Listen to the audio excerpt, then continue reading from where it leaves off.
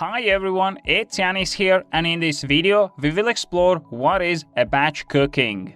To save time while preparing your meals, you should give a try to this strategy that I have been using for over 3 years now.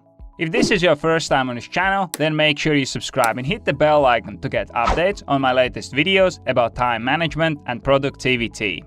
Batch cooking is the process of planning and preparing meals in batches, therefore saving time and energy.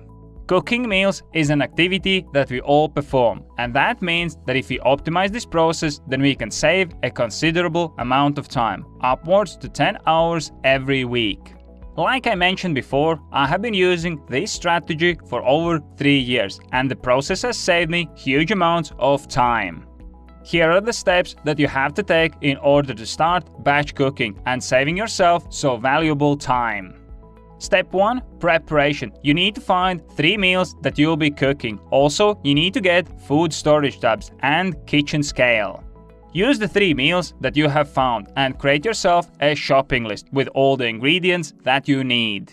Step 2. Shopping. Only shop once per week and make sure that you buy all the things that you need. You can visit multiple shops if needed, but shopping should be easy if you have created a shopping list.